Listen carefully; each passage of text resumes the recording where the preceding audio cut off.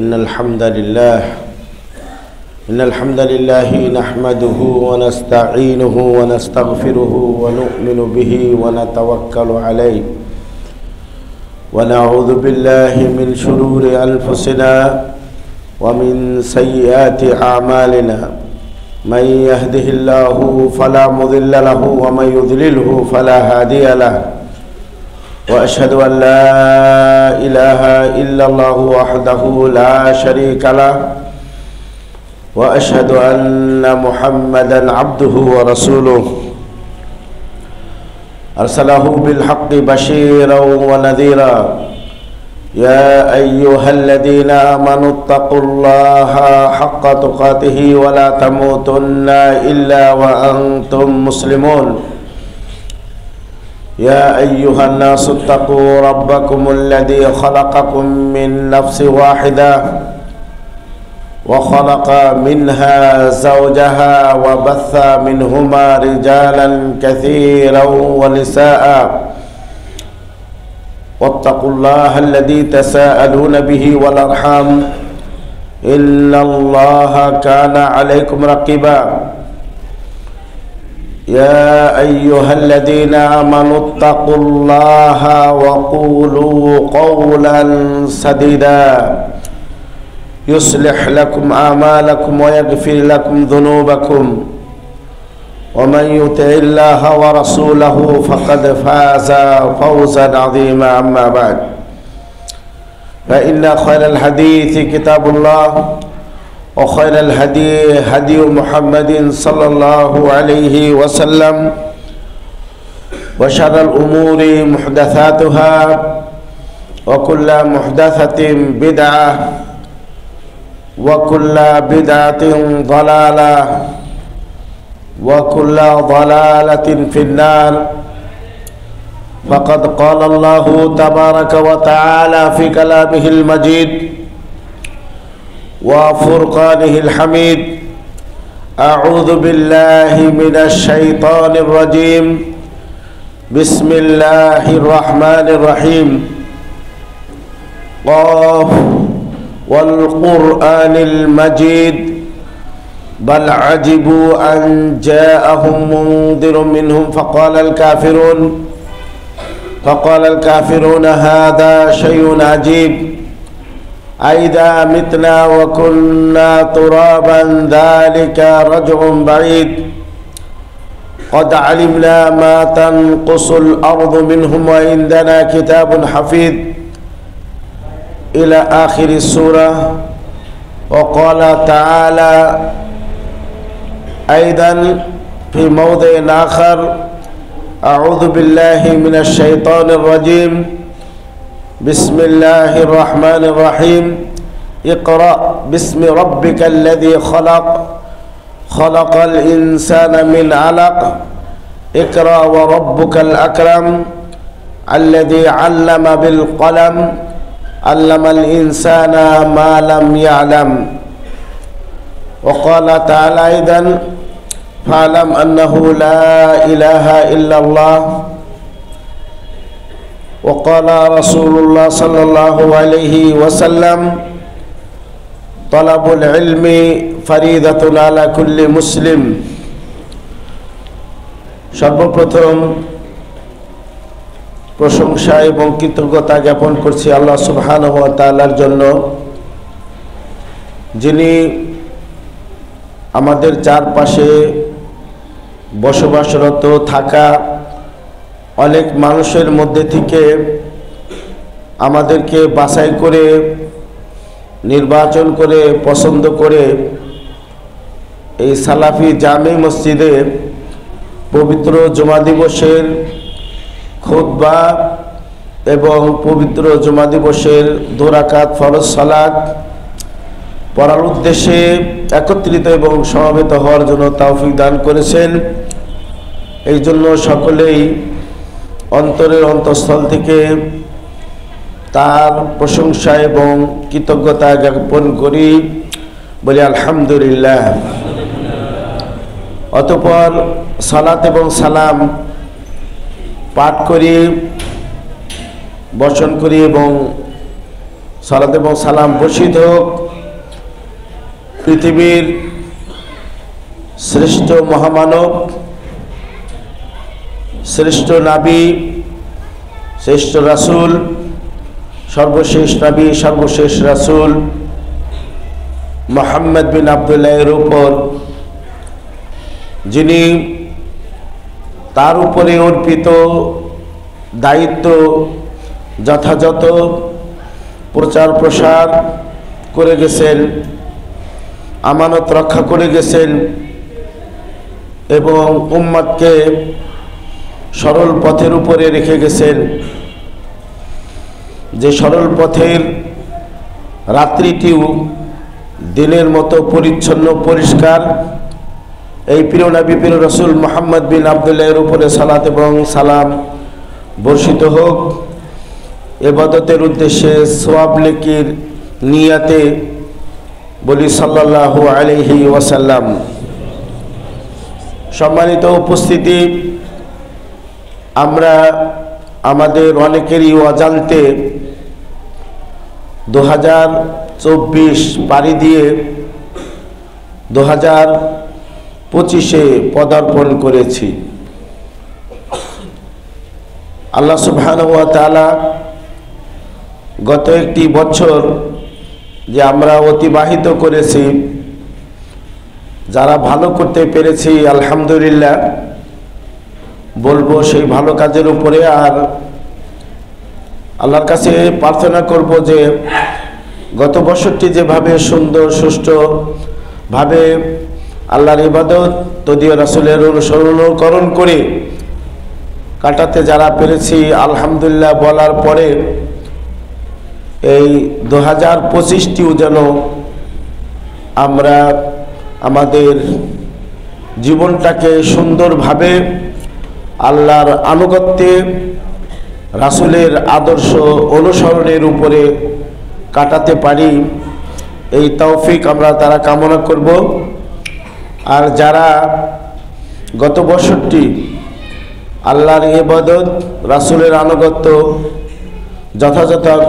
যথাযথ করতে পারেননি, তাদের উচিত হবে এই বছরের এই নতুন বছরের শুরুতেই তাওবাতুন নাসুহ করে খালেস তাওবা করে যে পাপগুলো হয়েছে সেটার জন্য আল্লাহর কাছে ক্ষমা চেয়ে নতুন বছরে একটি নতুন দফতর, নতুন একটি খাতা খোলার দৃঢ়প্রত্যয় তাদের করা উচিত।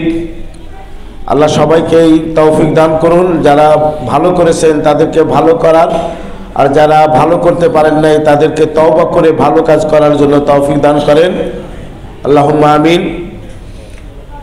অতঃপর এই বাংলাদেশে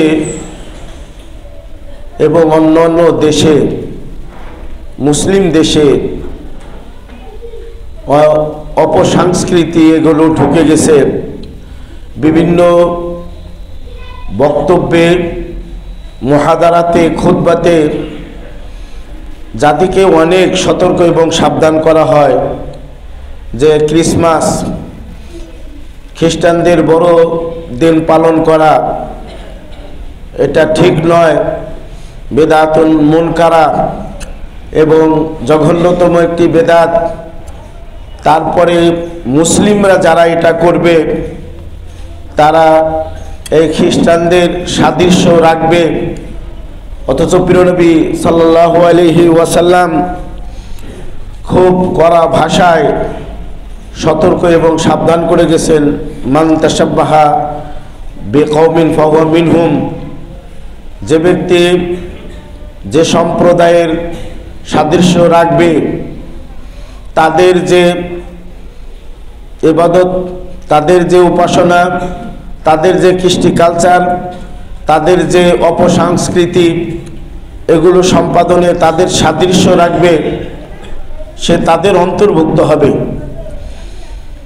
তাদের অন্তর্ভুক্ত হওয়ার অর্থ হলো, আল্লাহ রাসূল হাদিসের মধ্যে বলেছেন, আর-রাজুলু মা'a মান আহাব। ব্যক্তি পরকালে, ওই ব্যক্তির পরকালে তাদের সাথে হাসর এবং নাসর হবে, সে যাদেরকে ভালোবাসবে, খ্রিস্টানদের সাথে ভালো বাসা থাকলে, প্রেম প্রীতি মায়া মহব্বত থাকলে, তাদের সাথেই কিন্তু মুসলিম ইমান থাকলেও তাদের সাথে ভালোবাসা, তাদের কৃষ্টি কালচার সেটা যদি পছন্দ হয় তো মুসলমান থাকার কথা না। তো তাদের সাথে কিন্তু হাসর এবং নাসর হবে। এই গত 31 নাইটে যে সমস্ত এই ফটকা বোমা ইত্যাদি রাতের 12টার পর থেকে নিয়ে শুরু হলো, এই যে অপচয় হলো, এই অপচয়, এই যে টাকা এখানে খরচ হলো, মসজিদের সামনে অথবা বিভিন্ন জায়গায়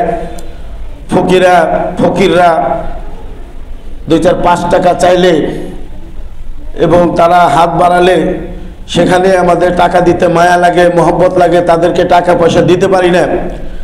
যে টাকা খরচ সারা বাংলাদেশে হয়েছে, এদের যদি ইসলামী চিন্তা ভাবনা থাকতো তাহলে এই টাকা দিয়ে অনেক গরিবের সহযোগিতা করা সম্ভব ছিল, অনেক গরিবকে খাবার কিনে দেওয়া সম্ভব হতো এবং অনেক গরিবের সুব্যবস্থা করে দেওয়া সম্ভব হতো। কিন্তু মুসলিমদের এই দরিদ্র মুসলিমদের, অসহায় মুসলিমদের প্রতি তাদের ভালোবাসা প্রকাশ না করে তারা সেই খ্রিস্টান, ইহুদি এবং খ্রিস্টানদের রীতিনীতি অনুসরণ করে এই অপচয় করেছে এবং অপসংস্কৃতিতে তারা যোগ দিয়েছে।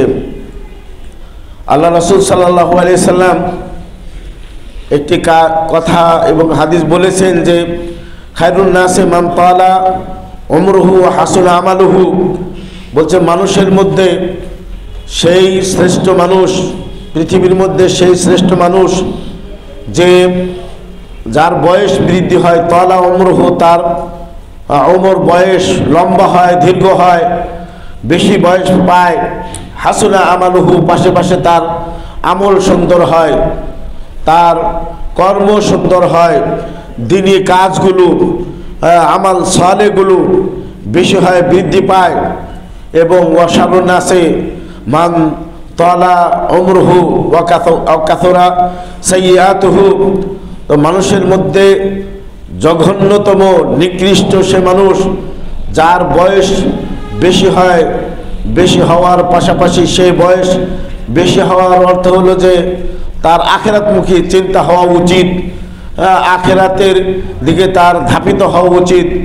এটা না হয়ে, এদিকে তার চিন্তা ভাবনা না হয়ে সে অপসংস্কৃতি, পাপ এবং খারাপ কাজের মধ্যে আরও বেশি ঝুঁকে পড়ে, পাপের দিকে সে পাপে আরও বেশি নিমজ্জিত হয়ে যায়। সম্মানিত উপস্থিতি, এই আরবি নববর্ষ রয়েছে যেটা নাকি হিজরি সন, প্রিয় নবী সাল্লাল্লাহু আলাইহি ওয়াসাল্লাম মক্কা থেকে মদিনায় যেদিন হিজরত করলেন সেদিন থেকেই হিজরি সন গণনা শুরু হয়নি। উমর রাদিয়াল্লাহু তাআলা আনহু এই আরবি হিজরি সন গণনা নীতিটি তিনি চালু করেছেন। তো বলতে চাই যে কোনো নববর্ষ উদযাপন করা যদি শরীয়ত এলাও করত, পারমিশন দিত, বৈধ বলে স্বীকৃতি দিত, তাহলে নবী সাল্লাল্লাহু আলাইহি ওয়াসাল্লাম মক্কা থেকে মদিনায় যেদিন আসলেন সেটা হিজরি সন, সেই হিজরতের পরে প্রিয় নবী মক্কাতে তিনি 10 বছর জীবনযাপন করেছেন। একদিন হলেও এরকম পালন করতেন যে আমি এই দিনে মক্কা থেকে মদিনায় খুব কষ্ট করে গাড়ে সাউরে থেকে সেখান থেকে পায়ে হেঁটে মদিনায় কষ্ট করে আসলাম, এই দিনটাকে ইবাদত হিসাবে উদযাপন করি। কিন্তু অত্যন্ত দুঃখের বিষয় হলেও সত্য কথা যে প্রিয় নবী সাল্লাল্লাহু আলাইহি ওয়াসাল্লাম এটা করেননি। প্রিয় নবী সাল্লাল্লাহু আলাইহি ওয়াসাল্লাম এটাকে উদযাপন করেননি। যদি প্রিয় নবী সাল্লাল্লাহু আলাইহি ওয়াসাল্লাম এটা উদযাপন করতেন তাহলে হিজরি সাল উদযাপন সহ অন্যান্য সালগুলো, বছরগুলো, নববছরগুলো উদযাপন করা বৈধতা প্রমাণ হতো রাসূল সাল্লাল্লাহু আলাইহি সাল্লামের থেকে। যেহেতু তিনি করেননি আরবি হিজরি সন উদযাপন করা, এ থেকে বোঝা যায় যে এটা যেরকম অবৈধ, ওই আপনার ইংরেজি নববর্ষ এবং আপনার বাংলা নববর্ষ ইত্যাদি বর্ষ উদযাপন করা, নতুন বর্ষ উদযাপন করা, এটা শরীয়তের মধ্যে গৃহীত নতুন বেদাত কাজ। এটার সাথে কোনো মুসলিম জড়িত থাকতে পারে না। এত কথা বলার পরেও দেখা যায় যে দিনদারিত্ব রয়েছে, দিন পালন করে, দিন ফলো করে, দিনকে অনুসরণ করে, দাড়ি টুপি লেবাস ইত্যাদি ঠিকই আছে, তারপরেও দেখতেছেন যে আপনার মোবাইলের মধ্যে নিউ ইয়ার বলে আপনাকে রেসালা বা আপনার কাছে চিঠি পাঠাচ্ছে। তো এগুলো আসলে আমরা কি বলবো, যে দিনের প্রতি তাদের গায়রাত না থাকা, দিন ধর্মের প্রতি, ইসলামের প্রতি গায়রাত মানে আত্মসম্মান বোধতা না থাকা এবং ইসলামকে প্রকৃতভাবে না জানা, এটাই আমরা ধরে নিব যে এইভাবে তারা এই নতুন বছর আসলেই কি যুবক আর কি বৃদ্ধ আর কি নারী এবং কে পুরুষ সবাই এগুলা এই চিঠি মোবাইলের মধ্যে আদান প্রদান করে থাকে। এটা কি সতর্ককরণ? এই ব্যাপারে কথা হয়ে থাকলেও যেহেতু সেদিন হয়ে গেল, আমরা বাস্তবে দেখলাম খুতবাতে আলোচনা, সতর্ক সাবধান করার পরেও এগুলো এইভাবে ঘটছে। আল ইনসানু হারিসুম মিম্মা মুরিয়া মিনহু, মানুষ যে জিনিস থেকে, যে কাজ থেকে তাকে নিষেধ করা হয় সেই দিকে সে হারিস থাকে, আগ্রহী থাকে। তো অনুরূপভাবে আপনার রবিউল আউয়াল মাসে সেই মানে চোরের মার বড় গলা একটা কথা, যেটার কোনো প্রমাণই নেই, সেটার প্রচার প্রসার দেওয়ালে অলিতে গলিতে সাইয়্যিদুল আয়াত, ঈদের বহুবচন আয়াত মানে হলো যত ঈদ আছে সেই ঈদের মানে হলো শ্রেষ্ঠ ঈদ ওই রবিউল আউয়াল মাস, যার কোনো অস্তিত্ব ইসলামের মাঝে নেই। রবিউল আউয়াল মাস আসলে প্রিয় নবীর জন্ম দিন উদযাপন করা, তারপরে 27শে রজবের মধ্যে ওই দিন রোজা রাখা, সিয়াম পালন করা, এই যে জিনিসগুলো এগুলো আমরা মেম্বার থেকে, তারপরে আলোচনার মাধ্যমে, তারপরে খুতবাতে সতর্ক মুসলমানদের করি আমরা। তারপরেও মানুষ যেটা প্রমাণিত কোরআন দ্বারা, সহিহ সুন্নাহ দ্বারা প্রমাণিত, সেটা পালন করতে যতটুকু তাদের আগ্রহ না দেখা যায় যেটা অপ্রমাণিত প্রচার করার জন্য বহু অর্থ এবং বহু পরিশ্রম করতে হয়, প্রমাণিত না সেগুলোর প্রতি মানুষ ধাপিত এবং সেদিকে মানুষ আগ্রহী। খুবই দুঃখের বিষয়। আল্লাহ আমাদেরকে ভালো কাজ করার জন্য তৌফিক দান করুন এবং অপ্রমাণিত যেগুলো কাজ রয়েছে সেগুলো বর্জন এবং তাদের সাথে সুসম্পর্ক ছিন্ন করার জন্য তৌফিক দান করুন। এটি একটি সতর্কীকরণ। তারপরে নববর্ষ যেরকম 2025 সালে আমরা পদার্পণ করেছি, আমাদের শিক্ষাবর্ষ শুরু হয়েছে 1 তারিখ থেকে আমরা আলহামদুলিল্লাহ ক্লাস শুরু করেছি। পুরোপুরিভাবে না হলে আলহামদুলিল্লাহ আমরা শুরু করতে পেরেছি। তো আজকে 3 তারিখ, জানুয়ারি মাসের 3 তারিখ, আমরা যারা ছাত্র রয়েছি তারা সহ মুসল্লিয়ান ইকরামদেরও আপনার জ্ঞান অর্জনের প্রতি আগ্রহ থাকা দরকার এবং তাদেরও জ্ঞান অর্জনের প্রতি, ইলমুন নাফি অর্জনের প্রতি তাদের আগ্রহ থাকা একান্তই দরকার।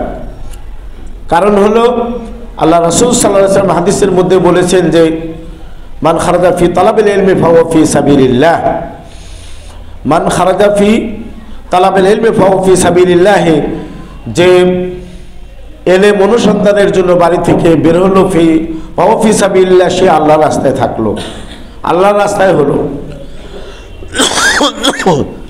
আল্লাহর রাস্তায় থাকার অর্থ যে আপনার দিনের এবং দুনিয়ার যত উপকার রয়েছে, ভালো দিক রয়েছে, সেটা আল্লাহ সুবহানাহু ওয়া তাআলা দেখবেন।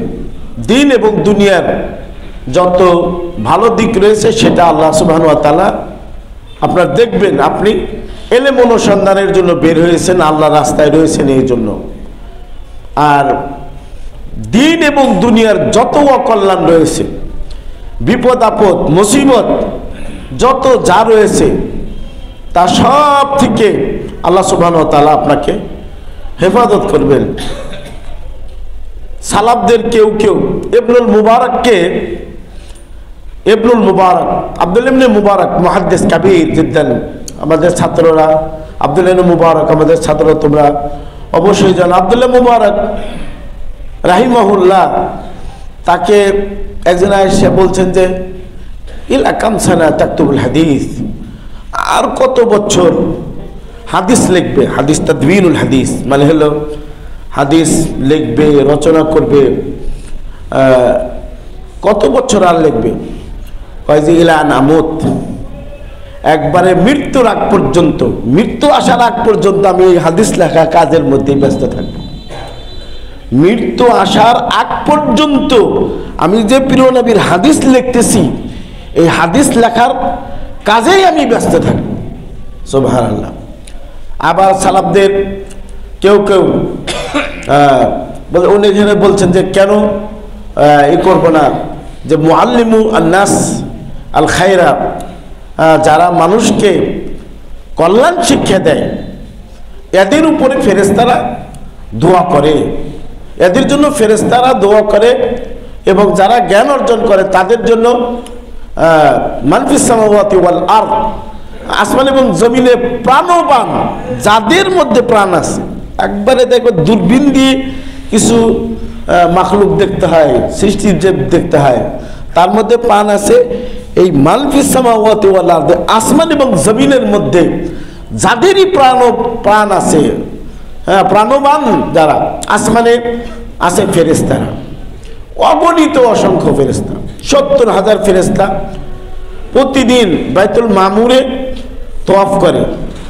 যারা একবার তওয়াফ করেছে দ্বিতীয়বার আর তওয়াফ করার সুযোগ পাবে না। আসমানে এরা ফেরেশতারা রয়েছে। মান ফিস সামাওয়াতি, জমিনে কত মাখলুকাত আছে, কেউ 18,000 মাখলুকাত, এগুলো মানুষ আন্দাজি বলে, কোনোই নাই, মানে অগণিত অসংখ্য মাখলুকাত আছে, এগুলো প্রাণ রয়েছে। এই প্রাণবান এরা সবাই যারা জ্ঞান অনুসন্ধান করে, জ্ঞান চর্চা করে, জ্ঞান শিখে, এদের জন্য দোয়া করে। পিপিলিকা গর্তে দোয়া করে, এবং মাছ পানির ভিতরে, সমুদ্রের পানির এই জ্ঞান অর্জনকারীদের জন্য দোয়া করে। ওয়াহি, এলেম মানে হলো ওয়াহি, ওয়াহি আল কিতাব ওয়াস সুন্নাহ। এই ওয়াহি, এটা ওয়াহি আমরা ওয়াহি বলি, বাংলা আরবি হলো প্রত্যাদেশ। ওয়াহি এটা দুই প্রকারের, মাতলু আর হলো গায়রে মাতলু, পঠিত ওয়াহি ও অপঠিত ওয়াহি। পঠিত ওয়াহি কোরআন কারীম, আর অপঠিত ওয়াহি হলো হাদিউন নবী সাল্লাল্লাহু আলাইহি সাল্লাম, নবী সাল্লাল্লাহু আলাইহি সাল্লামের আদর্শ। এই যে ওয়াহি, এটা আসমান এবং জমিনের নিচে, আসমান নিচে জমিনের উপরে, এই পৃথিবীতে যা কিছু আছে তার মধ্যে সবচেয়ে শ্রেষ্ঠ জিনিস হলো ওয়াহি, ওয়াহিউল্লাহ, আল্লাহর ওয়াহি, মানে হলো ইলমুল নবুওয়া, ইলমুন নবুওয়া ওয়ার রিসালা, নবুয়ত এবং রিসালাতের ইলম, এই পৃথিবীর শ্রেষ্ঠ জিনিস, পৃথিবীর উত্তম জিনিস, পৃথিবীর উৎকৃষ্ট জিনিস, সবচেয়ে বড় নেয়ামত, সবচেয়ে বড় অনুগ্রহ, সবচেয়ে বড় দয়া, এই ইলম। ইমাম আহমদ ইবনে হাম্বল বলছেন, আল ইলম লা ইয়াদিলুহু শাই ইন সাহাতিন নিয়াতু, নিয়াতকে একনিষ্ঠ করে কেউ যদি এলেম অনুসন্ধান করে, তাহলে এই পৃথিবীতে যত যা আছে কি কল্পনা করতে পারেন আপনি? হ্যাঁ, এই পৃথিবীতে যা কিছু অর্থশীল মূল্যবান যা কিছু আছে, কোনো কিছুই এই ইলমের, এই জ্ঞানের, ইলমুন নবুওয়া, ইলমুর রিসালা, ইলমুশ শারঈ, শরঈ ইলমের সমন্বয় বরাবর নয়। আপনি কি মনে করেন? আপনি আমাদের যারা ছাত্ররা চিন্তা করা উচিত যে আমার পিতা আমাকে কেন এই মাদ্রাসার ইলম অনুসন্ধানের জন্য পাঠিয়েছে, আর আমি কেন এই মাদ্রাসায় এসেছি। আমার উদ্দেশ্য কি, আমার হাদাফ কি, আমার লক্ষ্য কি? আমি কি এরকম মনে করি যে আমার পিতা আমাকে ছেলে হলে মাদ্রাসায় পড়াবো, তাই আমার বাবা মা জোর করে আমাকে মাদ্রাসায় পড়াইছে, তাই আমি মাদ্রাসায় আসছি? আর কেউ কি এরকম ভাবে যে আমি মাদ্রাসায় পড়ে একজন আলেম হব, বরেণ্য আলেম হব, মানুষ আমাকে আলেম বলবে, মানুষ আমাকে খাতিব বলবে, মানুষ আমাকে বক্তা বলবে, কুকিল কণ্ঠী মানে সুমিষ্ট ভাষী ইত্যাদি এগুলো বলবে, এই উদ্দেশ্যে আমি লেখাপড়া করতেছি? না, আসলে লে হাদাফ তালাবিল ইলম নাফি লে ইজালাতুল জাহল আন নাফসি ওয়া আনিল উম্মাহ। না, আমি ইলম শিখছি এই জন্য যে আমার জীবন থেকে এবং সমাজ থেকে যে অজ্ঞতা রয়েছে, এই অজ্ঞতা আমি দূর করব, অপসংস্কৃতি যেটা রয়েছে সেটা আমি দূর করব, চিরতরে সেটাকে আমি বিদায় দেব।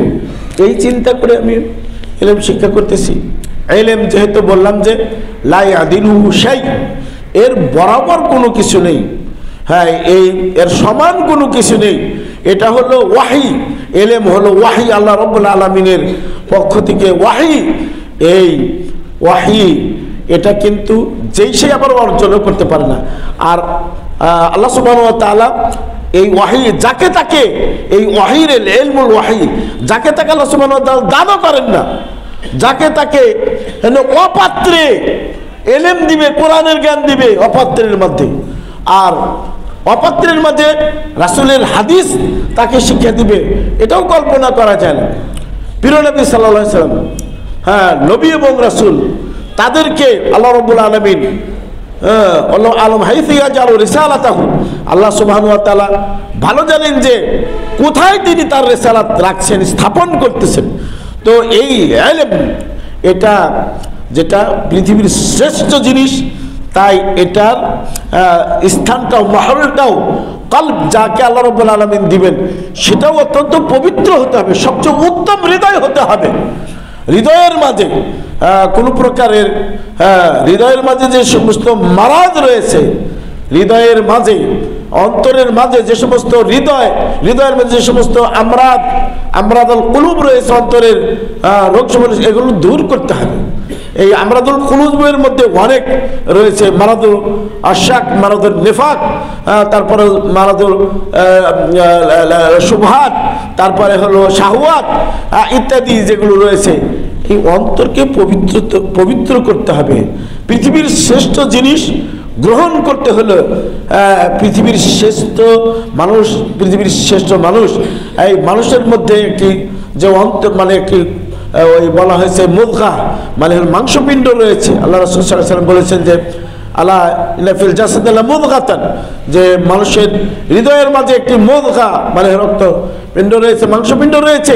ইদা সালাহাত সালাহাল জাসাদু কুল্লুহু, ওই অন্তর যদি ঠিক হয়ে যায়, সালাহাল জাসাদু কুল্লুহু, পুরা বডিটাই ঠিক হয়ে যায়। ওই দা ফাসাদাত, ওই অন্তর এটা যদি নষ্ট হয়ে যায়, মারিদাল কালব, যদি অন্তর অসুস্থ হবে, আমরাদ মুতাআদ্দিদা, বিভিন্ন রোগ ব্যাধি দ্বারাতে যদি অন্তর অসুস্থ হয়ে পড়ে, তাহলে ফাসাদাল জাসাদু কুল্লু, তার পুরো শরীরটাই ফাসাদ হয়ে যাবে, নষ্ট হয়ে যাবে। তাই আমি বছরের শুরুতে আমাদের স্নেহের ছাত্রদেরকে আমি বলবো, বিশেষ করে এবং মুসল্লিদেরকেই বলবো যে অন্তর পরিষ্কার পরিচ্ছন্ন করে কোরআনের জ্ঞান শিক্ষার জন্য প্রস্তুত হতে হবে, রাসূলের হাদিস গ্রহণ করার জন্য প্রস্তুত হতে হবে। প্রিয় নবী সাল্লাল্লাহু আলাইহি সাল্লাম তিনি নবী হলো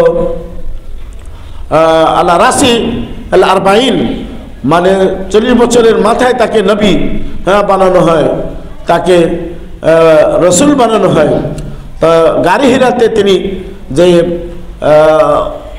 আরাধনা করতেছিলেন, ওয়াহি নাজিল হওয়ার আগে 6 মাস স্বপ্নে যুগে ওয়াহি হয়েছে।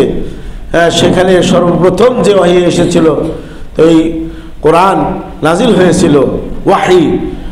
এই ওয়াহি ইকরা বিসমি রাব্বিকাল্লাযী খালাক, মানে সর্বপ্রথম ওয়াহি রবের নামে পড়ার কথা। এটাও এই ইলমের গুরুত্ব দেয় এবং ইলমের গুরুত্ব বোঝায়। আল্লাহ সুবহানাহু ওয়া তাআলা প্রিয় নবী সাল্লাল্লাহু আলাইহি ওয়াসাল্লামকেও ইলম অনুসন্ধানের জন্য প্রিয় নবী সাল্লাল্লাহু আলাইহি ওয়াসাল্লাম আল্লাহ রাব্বুল আলামিন প্রিয় নবী সাল্লাল্লাহু আলাইহি ওয়াসাল্লামকে নির্দেশ দেন, ফা'লাম আন্নাহু লা ইলাহা ইল্লাল্লাহ, তুমি জানো যে আল্লাহ ছাড়া সত্য কোনো উপাস্য নেই। আমাদের সম্মানিত মুসলিয়ান ইকরাম, আপনাদেরকে বলবো যে ওই হাদিসের মধ্যে তো এর গুরুত্ব আছেই। সালাফদের তারা ইলম অনুসন্ধানের জন্য কি পরিশ্রম করেছেন। আমাদের এক সালাফদের রয়েছে যে 30 বছর, 1 বছর নয়, 2 বছর নয়, 3 বছর নয়, 10 বছর নয়, 30 বছর বলছে মা আকালতু ফাআমান বিয়াদি, আমি 30 বছর যাবত আমি আমার হাত দিয়ে আমার খাবার থেকে লোকমা উঠিয়ে আমি মুখে দিই নেই, আমি নিজ হাতে খাই নেই। কি করেছে? কায়দে আকালাতনি উখতি, আমার বিল্লুকমা, আমার বোন আমাকে তার নিজ হাতে খাইয়ে দিতেন আর আমি হাদিস লিখতে থাকতাম, হাদিস লিখতে থাকতাম। সুবহানাল্লাহ। তাই যে বলছে যে আমি যাই লিখতাম তাই হেফজ করতাম, আমি যাই লিখতাম তাই হেফজ করতাম, আর আমি যা হেফজ করতাম ইলমের মধ্যে তার প্রতি আমল করতাম এবং সেদিকে মানুষদেরকে আহ্বান করতাম। ইলম এটা অত্যন্ত গুরুত্বপূর্ণ জিনিস। ইলম অর্জনের জন্য আল্লাহ সুবহানাহু ওয়া তাআলার কাছে অনেক জিনিসেরই দরকার রয়েছে ইলম অনুসন্ধানের জন্য। তার মধ্যে সবচেয়ে গুরুত্বপূর্ণ যেটা, সেটা হলো আল ইস্তিআনাতু বিল্লাহ। ইস্তিআনাতু বিল্লাহ, আল্লাহর কাছে সাহায্য কামনা করা, আল্লাহ সুবহানাহু ওয়া তাআলার কাছে সাহায্য কামনা করা। যেহেতু ইলম যেহেতু ইবাদত, এই ইলম অর্জন করা যেহেতু ইবাদত, জ্ঞান অর্জন করা যেহেতু ইবাদত, এই ইবাদত এটা মুহাক্কাক করার জন্য, বাস্তবায়ন করার জন্য আল্লাহ সুবহানাহু ওয়া তাআলার ইস্তিআনা, সাহায্য চাওয়া ছাড়া এবং আল্লাহর সাহায্য পাওয়া ছাড়া এই ইলম অর্জন সম্ভব নয়। তাই অবশ্যই আল্লাহ সুবহানাহু ওয়া তাআলার কাছে সাহায্য দিতে হবে। ইলম অর্জনের জন্য আরও আল্লাহ সুবহানাহু ওয়া তাআলার কাছে দোয়া করতে হবে যে আল্লাহ সুবহানাহু ওয়া তাআলা যেন তাকে ইলমে নাফে দান করে। রব্বি জিদনি ইলমা, রব্বি জিদনি ইলমা। প্রিয় নবী, প্রিয় রাসূল তাকে আল্লাহ শিখেছে অকুর রব্বি জিদনি ইলমা। পৃথিবীতে সোনা দানা, মাআদেন, খনিজ পদার্থ কত কিছুই আছে, পৃথিবীর সম্পদ গুইনা কি শেষ করা যাবে? আমাদের বাংলাদেশ তাও কোটি কোটি ডলার, তাই না? দরিদ্র একটা দেশ, তারপরেও এই দেশের মধ্যে কত সম্পদ আল্লাহ সুবহানাহু ওয়া তাআলা দিয়ে রেখেছেন, যেগুলো বিশ্বের যেগুলো ধনী দেশগুলো, আমেরিকা, তারপরে ইউরোপ, তারপরে আপনার লন্ডন, এই যে ধনী, কত সম্পদ এই পৃথিবীর মাঝে রয়েছে। এই পৃথিবীর মাঝে কত সম্পদ, কত মূল্যবান জিনিস রয়েছেন। এর মধ্যে থেকে কোনো কিছুই আল্লাহ রাব্বুল আলামিন তার প্রিয় নবী, প্রিয় রাসূল, হাবিব, তার হাবিব, তার খালিল মুহাম্মদ বিন আব্দুল্লাহ বলে নাই যে এই জিনিস তুমি বেশি করে নাও। স্বর্ণ দুনিয়াতে ব্যবহার করতে পুরুষের জন্য নিষেধ, রূপে ব্যবহার করতে পারবে। তো সোনা দানা যত যা কিছু আছে তুমি এর মধ্যে থেকে কিছু তুমি তোমার জন্য গ্রহণ করে নাও। তোমার পরিবার পরিজন, তো মৃত্যুবরণ করবে, তোমার পরিবার পরিজনের জন্য কিছু গচ্ছিত করো, এগুলো কিছুই বলেন নাই। হ্যাঁ, বরং বলে তুমি বলো রব্বি জিদনি ইলমা, তুমি বলো রব্বি, হে আমার জিদনি ইলমা, হ্যাঁ আমাকে জ্ঞান বাড়িয়ে দাও, জ্ঞান বাড়িয়ে দাও। হ্যাঁ, আর কিছু তো চান নাই। আর কিছু থেকে তো আল্লাহ রাব্বুল আলামিন তার হাবিবকে বলেন যে বেশি দেন, এর থেকে আমাকে বেশি দেন, এটা বাড়িয়ে দেন, এটা তো বলে নাই, বলেন এলেম, জ্ঞান। তো এই জ্ঞান এটা অনুসন্ধানের জন্য তাহলে আল্লাহর কাছে ইস্তেআনা চেতে হবে, তারপরে আল্লাহ সুবহানাহু ওয়া তাআলার কাছে দোয়া করতে হবে যে আল্লাহুম্মা আল্লিমনি ইলমান নাফিআন, আল্লাহুম্মা আনফা'নি বিমা আল্লামতানি ওয়া আল্লিমনি মা ইয়ানফাউনি, আল্লাহুম্মা আনফা'নি বিমা আল্লামতানি ওয়া আল্লিমনি মা ইয়ানফাউনি। প্রিয় নবী সাল্লাল্লাহু আলাইহি ওয়াসাল্লাম যথেষ্ট এই দোয়া করতেন, আল্লাহ তুমি আমাকে ইলম শিক্ষা দাও, আল্লাহ তারপরে বলছেন যে এমন ইলম শিক্ষা দাও যে ইলম আমার উপকারে আসবে, আল্লাহুম্মা আনফা'নি বিমা আল্লামতানি, যে ইলম আমাকে তুমি শিক্ষা দিয়েছো, হ্যাঁ এর দ্বারাতে আমাকে উপকৃত করে, ও আলিমনি মা ইয়ানফাউনি, আর আরও এলেম, এমন এলেম শিক্ষা আমাকে দেও যে এলেম আমার উপকারে আসবে। কাবিসা রাদিয়াল্লাহু তাআলা আনহুর হাদিস তো আমাদের ছাত্রদের জানা আছে যে কাবিসা রাদিয়াল্লাহু তাআলা আনহু, হাদিস মুসনাদে আহমদে আছে, কাবিসা রাদিয়াল্লাহু তাআলা আনহু তিনি রাসূলের কাছে আসলেন। আসার পরে রাসূল জিজ্ঞাসা করছে, বয়স হয়ে গেছে, বৃদ্ধ বয়স, বুঝছেন না, একবারে হাঁটতে পারে না, হাড় দুর্বল হয়ে গেছে, হাড় দুর্বল হয়ে গেছে, একবারে থরথরে বুড়ে। এই কাবিসা রাদিয়াল্লাহু তাআলা হঠাৎ করে আসছে, রাসূল বলছেন কেন আসছো কাবিসা, মা জাবিকা, কেন আসছো, কোন জিনিস তোমাকে নিয়ে আসছে? তো আয়েশা তার প্রকৃত অবস্থাটা বললো যে শরীরের হাড় যেটা যৌবনকালে খুব শক্ত ছিল, দেওয়ালে মারলে মনে হয় দেওয়াল ভেঙে যাবে, এমন শক্ত হাড্ডি এখন বয়স হওয়ার কারণে হাড্ডি নাজুক হয়ে গেছে, দুর্বল হয়ে গেছে, পাতলা হয়ে গেছে, বয়স অনেক বেশি হয়ে গেছে। আসছি এই জন্য যে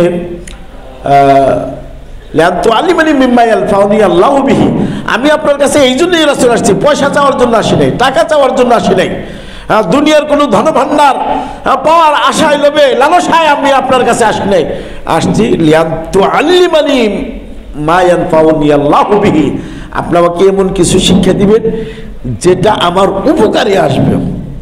চিন্তা, হ্যাঁ সাহাবাদের চিন্তা, মানে কোন জিনিসে জান্নাতে তাদেরকে প্রবেশ করাবে, কোন জিনিস দুনিয়াতে তাদের উপকারে আসবে, আখিরাতে কোন জিনিস তাদের উপকারে, এই খেয়াল খুশি, এই চিন্তায়, এই মনোমানসিকতা তাদের ছিল।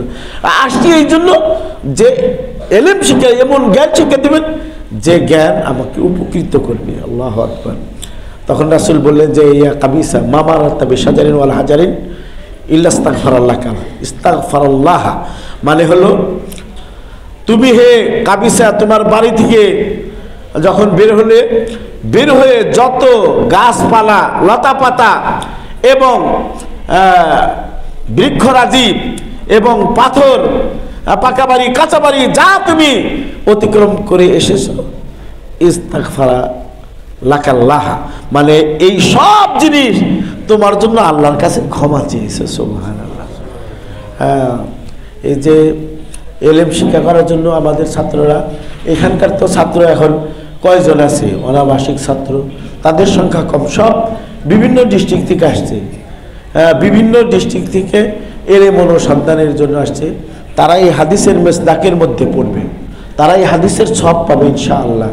তো তারপরে ইখলাসুন নিয়াতটাকে কিন্তু খালেজ করে নিতে হবে, নিয়াত খালেজ করে নিতে হবে। নিয়াতের যদি গড়বড়ি থাকে, অশুদ্ধতা থাকে, তাহলে কিন্তু এই এলেম অনুসন্ধান করেও কিন্তু পার পাওয়া যাবে না, জান্নাতে যাওয়া যায় না। এক আলেম আছে না, আলেম এবং কারি, তার দ্বারাতে জাহান্নাম, তিনজন দ্বারাতে জাহান্নামের আগুন উদ্বোধন করা হবে, তার মধ্যে একজন আলেমও আছে। তাকে বলা হবে যে এই যে তোমাকে নিয়ামত দিয়েছিলাম দুনিয়াতে, মানে এলেম অর্জন করতে পারে, তুমি বিশাল কারি ছিলে, কণ্ঠ তোমার ছিল একবারে সেই, কাকে বলবো, আব্দুস সামাদ মিশরের, তারপরে বাংলাদেশে ইউসুফ, তারপরে আরও যারা বিশাল বড় বড় কারি রয়েছে, তাদের কেরাতের মতো তোমার কেরাত ছিল, তোমাকে আমি কণ্ঠ দিয়েছিলাম, এলেম শিক্ষা করেছিলে, এর বিনিময়ে কী করেছে, কয় যে আমি কারাত কিতাব আল্লাহ, আমি আল্লাহর কিতাব পড়েছি, তাল্লাম তো কিতাব আল্লাহ আল্লাম তো নাস, আমি কিতাবুল্লাহ পড়েছিলাম, মানুষকে শিক্ষা দিয়েছিলাম। আল্লাহ বলবেন কাযাব, তুমি মিথ্যা বলেছো, তুমি এলেম শিক্ষা করেছিল এই জন্য যে লিউকাল এলাকা কারি, তোমাকে মানুষের কারি বলবে, অমুক কারি। কেরা যে করে, মানে শরীরের পশম দাঁড়িয়ে উঠে শিহরিয়ে উঠে মানুষ এটা বলবে। তারপরে তুমি তোমাকে মানুষে আলেম বলবে, এই জন্য তুমি এলেম শিক্ষা করেছিল।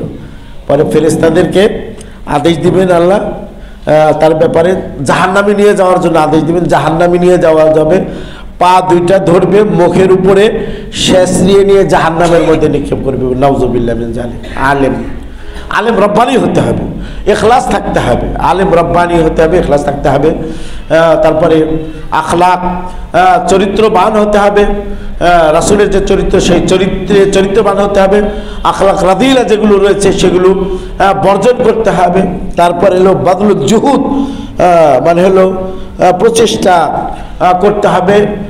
যতটুকু শক্তি আছে পুরা শক্তিটাই, এবং যতটুকু সময় আছে পুরা সময়টাই, শুধু ছাত্রদের না, আপনারও যারা মুসলিয়ান কেরাম আসছেন, আপনার যত সময় আছে, যত শক্তি আছে, এটা ব্যয় করে আপনি একটি আয়াত শিখুন, একটি আয়াতের অর্থ শিখুন, একটি আয়াতের প্রতি আপনি আমল করুন। সাহাবারা তো তাদের মধ্যে সূরা বাকারা, সূরা আল ইমরান যদি কেউ জানতে পারতো, সে তাদের মধ্যে একটা বড় কিছু। সূরা বাকারা, সূরা আল ইমরান যে জানতো, সে সাহাবীদের মধ্যে অনেক বড় তার মর্যাদা। আর সবই শিখতে হবে মনে হতো না। আব্দুল্লাহ ইবনে মাসউদ রাদিয়াল্লাহু তাআলা আনহু তিনি বলছেন যে আমরা যখন 10 আয়াত শিখতাম, 10 আয়াত জানতাম, এই 10 আয়াত বাদ দিয়ে 11 আয়াত পর্যন্ত আমরা অতিক্রম করতাম না, যতক্ষণ পর্যন্ত আমরা না জানতাম এই 10 আয়াতের অর্থ কি, 10 আয়াতের ব্যাখ্যা কি, 10 আয়াতের উপরে আমল কি কি বিধান আল্লাহ দিয়েছেন, এগুলো জানার আগ পর্যন্ত 11 আয়াতের চিন্তা করতাম না। তো বুঝেও পড়তে হবে, কোরআন বুঝেও পড়তে হবে, হাদিস বুঝেও পড়তে হবে। সে যাই হোক, ছাত্রদেরকে আমি বলবো যে যতটুকু ওই যে ইমাম শাফি রাহিমাহুল্লাহ যে কবিতা বলেছেন, সেই কবিতাটা তোমাদের জানা আছে, তারপরেও একটু স্মরণ করে দিছি। সেটা ইমাম শাফি বলছেন, আখি লান তানাল ইলমা ইল্লা বিসিত্তাতিন, যাকা, ব্রেনও থাকতে হবে, মেধা, যাকাইন ওয়া হিরসিন, আগ্রহ, ওয়াজতিহাদ, প্রচেষ্টা থাকতে হবে।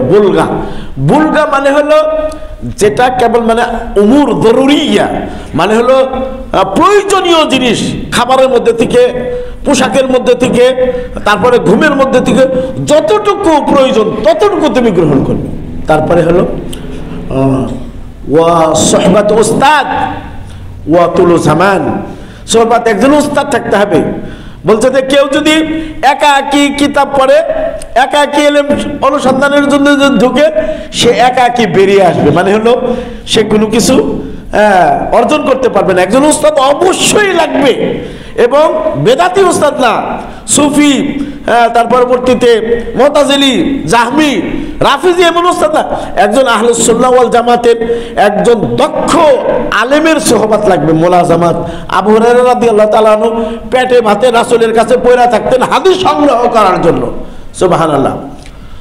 সোহবত ওয়া তুলু জামান, তুলু জামান মানে লম্বা টাইম করতে হবে। যে দেখেন মরা রাখবে, ইলা মাতা তাকতুব ইয়া আব্দুল্লাহ মুবারক আল হাদিস, কতদিন আর হাদিস লিখবা? কয় ইলা নামুত, মৃত্যুর আগ পর্যন্ত আমি হাদিস লিখতেই থাকবো। লা তাস্তাজিল, মানে তাড়াহুড়া করবে না এলেম অনুসন্ধানের জন্য। ও অলা তাতাআজ্জাল, মানে এই মুহূর্তের মধ্যে কিতাব মুখস্থ করে বললো, পুরা বুলুগুল মারাম 40 নববী হেফজ করে ফেলবো, তারপরে বলতে বুলুগুল মারাম পরে শেষ করে মেশকাত পরে মুখস্থ করে ফেলবো। তাড়াহুড়ার কোনো কিছু নেই, মানে ধীরস্থির সাথে, ধীরস্থিরতার সাথে আল্লাহর উপরে তাওয়াক্কুল ভরসা করে এলেম অনুসন্ধানের দিকে লেগে থাকতে হবে, তবে আল্লাহ সুবহানাহু ওয়া তাআলা ইলম দিবেন। ইদা আতাইতা কুল্লা শাইইন লিল ইলম মা ইউতুকা ইল্লা বাদাহু, হ্যাঁ, এলেমকে, জ্ঞানকে তুমি তোমার সব যদি দিয়ে দাও, এলেম তোমাকে তার আংশিক তোমাকে প্রদান করবে।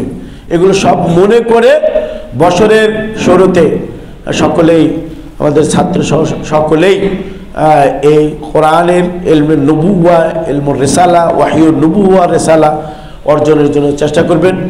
এই কথা বলেই আজকের কথা শেষ করছি। বারাকাল্লাহু লানা ওয়া লাকুম ফিল কোরআনি আযীম ওয়া নাফা'না বিল আয়াতি ওয়া যিকরিল হাকীম ফাইন্নাহু তাআলা জাওয়াদুন কারীম মালিকুম রাউফুর রহিম।